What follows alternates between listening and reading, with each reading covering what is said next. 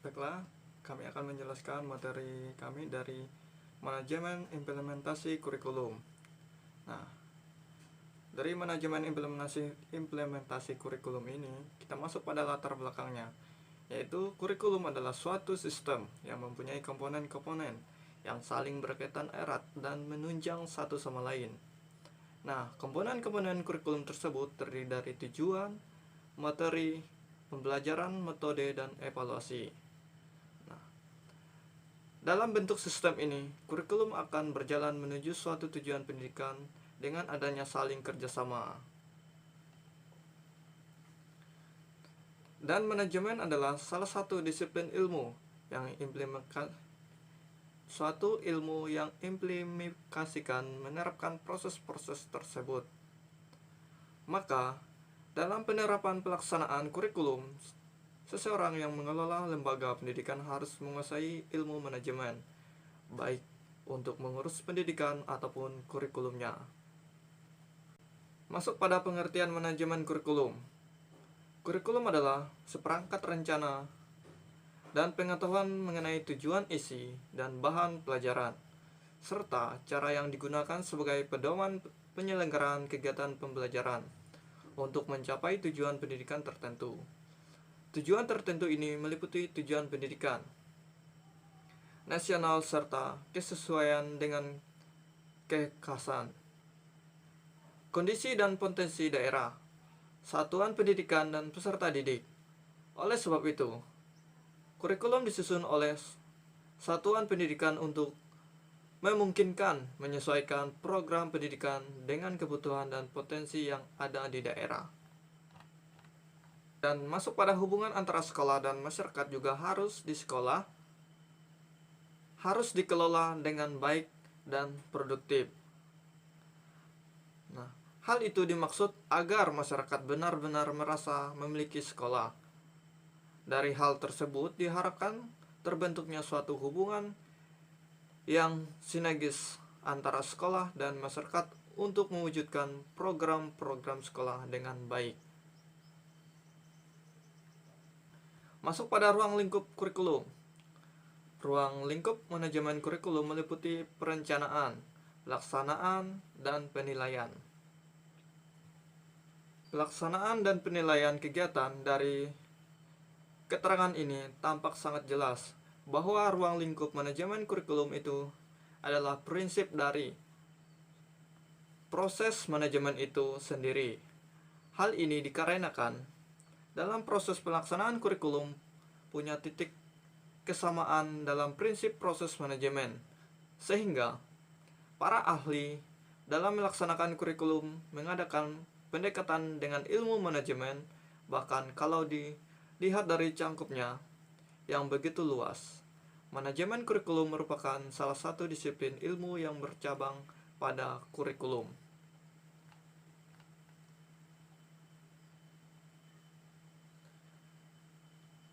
Nah, dari ruang lingkup kurikulum ini, dalam sebuah kurikulum terdiri dari beberapa unsur komponen yang terangkai pada suatu sistem. Sistem kurikulum bergerak pada siklus yang secara bertahap, yaitu secara pelan-pelan dari awal dan terbentuknya ruang lingkup kurikulum.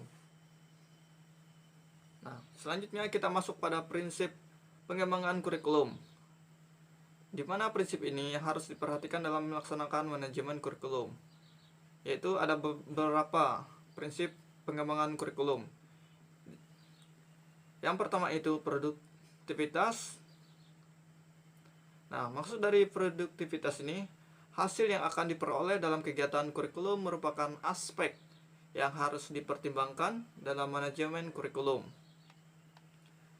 Nah, yang kedua itu demokratis. Yang kedua ini adalah demokratisasi. Ya. Dari pengertian demokratisasi ini, pelaksanaan manajemen kurikulum harus berdasarkan pada demokrasi yang menerapkan pengelolaan pelaksanaan dan subjek didik pada posisi yang seharusnya dalam melaksanakan tugas dengan penuh tanggung jawab untuk mencapai tujuan kurikulum. Nah, Ketiga ini komparatif. Nah, maksud dari komparatif ini yaitu untuk memperoleh hasil yang diharapkan dalam kegiatan manajemen kurikulum. Perlu adanya kerjasama yang positif dari berbagai pihak yang terlibat. Keempat, efektivitas dan efisiensi, yaitu rangkaian kegiatan manajemen kurikulum harus mempertimbangkan efektivitas dan efisiensi untuk mencapai tujuan kurikulum, sehingga kegiatan manajemen kurikulum tersebut memberikan hasil yang berguna dengan biaya, tenaga, waktu yang relatif dan singkat. Yang kelima ini mengarahkan visi, misi, dan tujuan yang ditetapkan dalam kurikulum. Yaitu proses manajemen kurikulum harus dapat memperkuat dan mengarahkan visi, misi, dan tujuan kurikulum dalam proses pendidikan. Perlu dilaksanakan manajemen kurikulum untuk memberikan hasil kurikulum yang lebih efektif, efisien, optimal dalam memberdayakan sebagai sumber daya maupun komponen kurikulum. Inilah dari prinsip pengembangan kurikulum, yaitu ada 5 prinsip dari pengembangan kurikulum. Baiklah, di sini saya akan melanjutkan slide yang ke-6, yaitu tahapan implementasi kurikulum. Yang pertama ada perencanaan atau planning. Seperti yang kita ketahui, perencanaan atau planning adalah pemilihan atau penetapan tujuan organisasi dan penentuan strategi, kebijaksanaan, proyek, program, prosedur, metode, sistem, anggaran, dan standar yang dibutuhkan untuk mencapai tujuan. Nah, di sini ada arti penting perencanaan, terutama adalah memberikan kejelasan arah. Di sini memberikan kejelasan arah ya bagi setiap kegiatan, sehingga setiap kegiatan dapat diusahakan dan dilaksanakan seefisien mungkin dan seefektifnya. Yang kedua, pengorganisasian atau organizing. Menurut George R. Terry tahun 1986 mengemukakan bahwa pengorganisasian adalah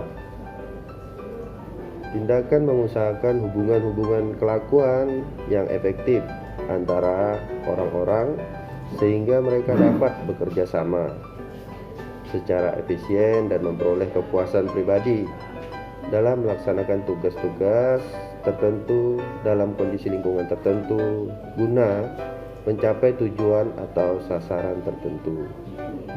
Nah, dari pendapat yang di atas nih dapat kita pahami bahwa pengorganisasian adalah dasar merupakan upaya, berarti dasar upaya itu untuk melengkapi rencana yang pertama tadi itu perencanaan yang telah dibuat dengan susunan organisasi pelaksanaannya. Hal terpenting untuk diperhatikan dalam perorganisasian adalah bahwa setiap manusia harus jelas siapa yang mengerjakan atau kapan dikerjakan dan apa targetnya.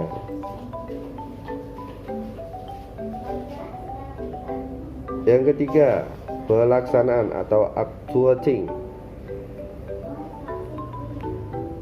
Dari seluruh rangkaian proses manajemen, pelaksanaan atau actuating merupakan fungsi manajemen yang paling utama. Nah, di sini pelaksanaan yang paling utama. Kalau sudah direncanakan, sudah diorganisasikan, maka harus dilaksanakan.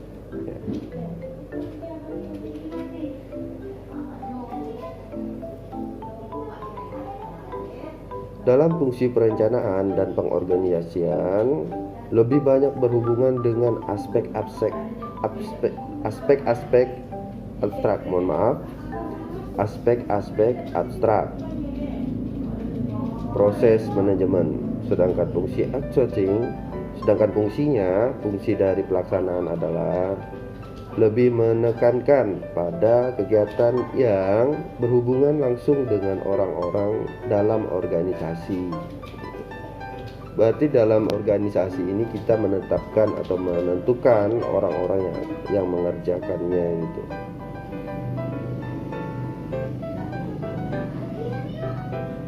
Dalam hal ini, George R. Terry juga mengemukakan pada tahun 1986 bahwa outsourcing merupakan usaha menggerakkan anggota kelompok sedemikian rupa hingga mereka berkeinginan dan berusaha untuk mencapai sasaran perusahaan atau sasaran anggota-anggota perusahaan. Oleh karena itu, para anggota itu juga ingin mencapai sasaran tersebut gitu. Nah, dari pengertian di atas ini, pelaksanaan atau outsourcing tidak lain merupakan upaya untuk menjadikan perencanaan menjadi kenyataan dengan melalui berbagai pengarahan dan pemotivasian agar setiap orang yang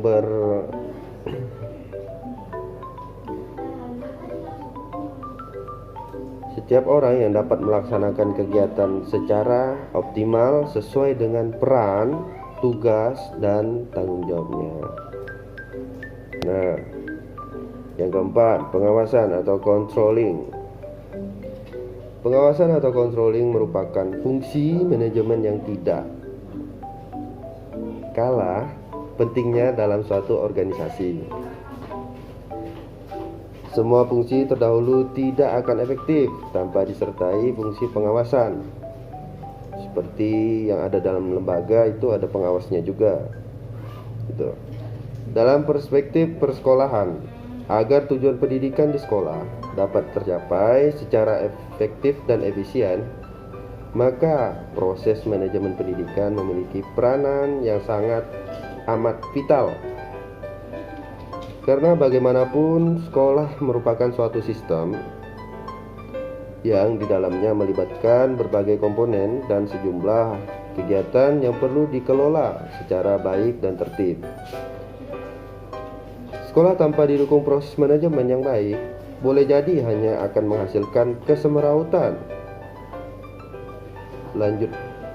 Lajunya organisasi yang pada gilirannya tujuan pendidikan pun tidak akan pernah tercapai secara semestinya. Dengan demikian, setiap kegiatan pendidikan di sekolah harus memiliki perencanaan yang jelas dan realistis, pengorganisasian yang efektif dan efisien, pengarahan dan pemotivasian seluruh personel sekolah untuk selalu dapat meningkatkan kualitas kinerjanya, dan pengawasan secara berkelanjutan. Nah, jadi patut kita ketahui bahwa setiap sekolah itu masing-masing ada pengawasnya.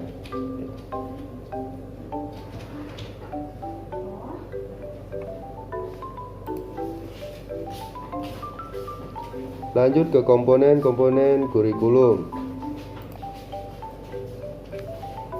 Nah, komponen-komponen kurikulum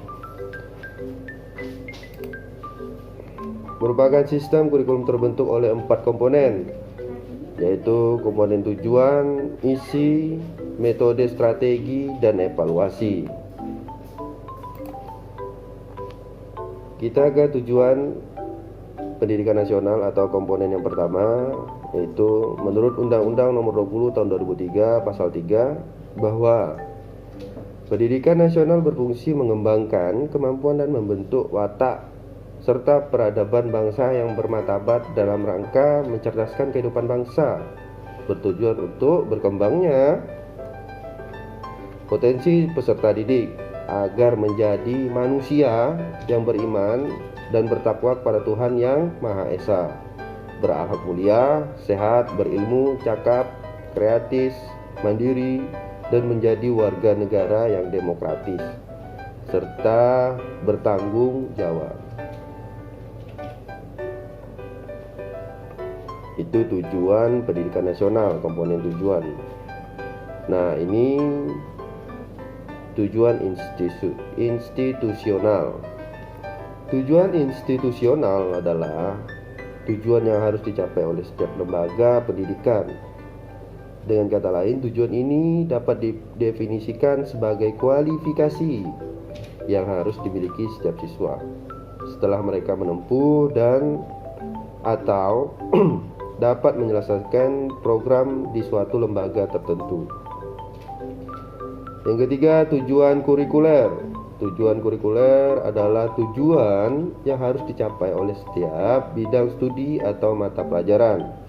Oleh karena itu, tujuan kurikuler didefinisikan sebagai kualifikasi yang harus dimiliki siswa setelah mereka menyelesaikan suatu bidang studi tertentu dalam suatu lembaga pendidikan.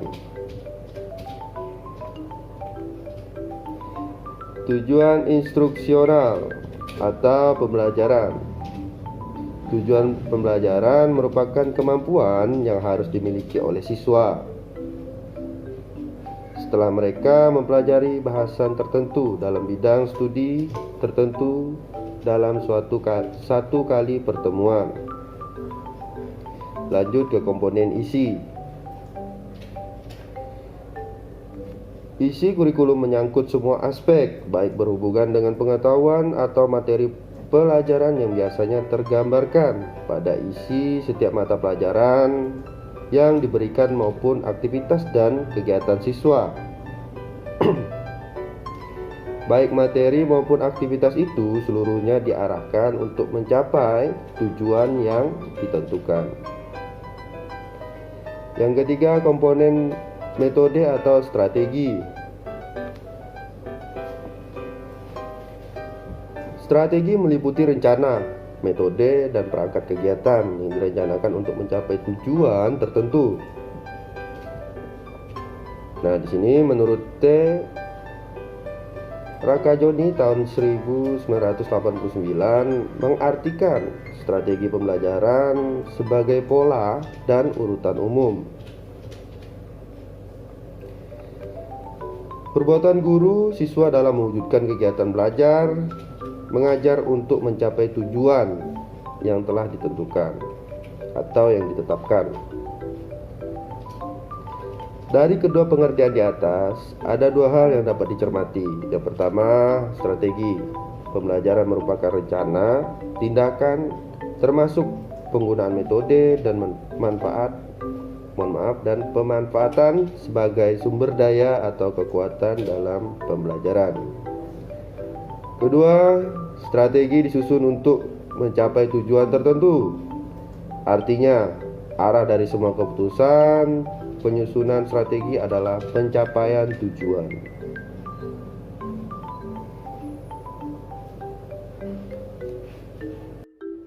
Nah, yang keempat kita masuk ke komponen evaluasi.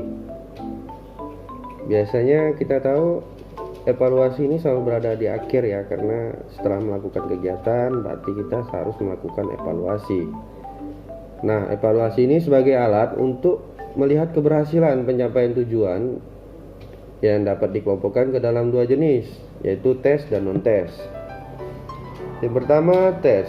Tes biasanya digunakan untuk mengukur kemampuan siswa dalam aspek kognitif atau tingkat penugasan materi pembelajaran. Hasilnya biasanya diolah secara kuantitatif. Proses pelaksanaan tes hasil belajar dilakukan setelah berakhir pokok pembahasan selesai satu semester. Contoh, nilai raport dalam satu semester ya. Nah, dilihat dari fungsinya, tes yang dilaksanakan setelah satu semester dinamakan tes sumatif. Tadi itu tes sumatif. Hal ini disebabkan hasil dari tes itu digunakan untuk menilai keberhasilan siswa dalam proses pembelajaran sebagai bahan untuk mengisi buku kemajuan belajar atau nilai raport. Sedangkan tes yang dilakukan setelah proses belajar mengajar dinamakan tes formatif.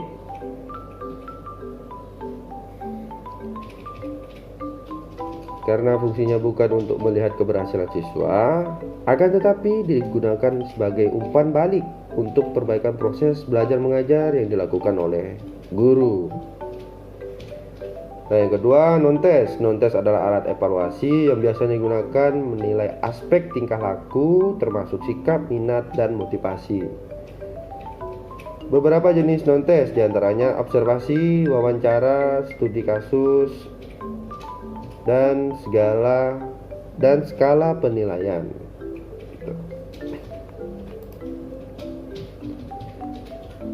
Nah, sebagai suatu sistem, setiap komponen harus saling berkaitan satu sama lain. Manakala salah satu komponen yang membentuk sistem kurikulum terganggu atau tidak berkaitan dengan komponen lainnya, maka sistem kurikulum pun akan terganggu pula. Nah, dari prinsip mau sampai ke komponen, berarti kita mengartikan bahwa manajemen implementasi kurikulum itu gambarannya seperti tubuh kita, yang dimana di dalamnya ada sistem-sistem yang bekerja maupun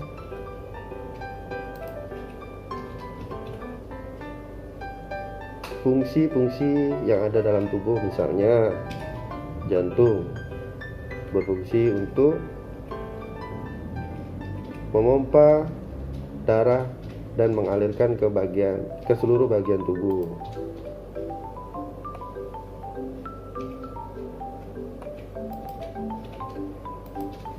Nah, baiklah, itu saja yang dapat kami sampaikan. Kurang lebihnya kami mohon maaf.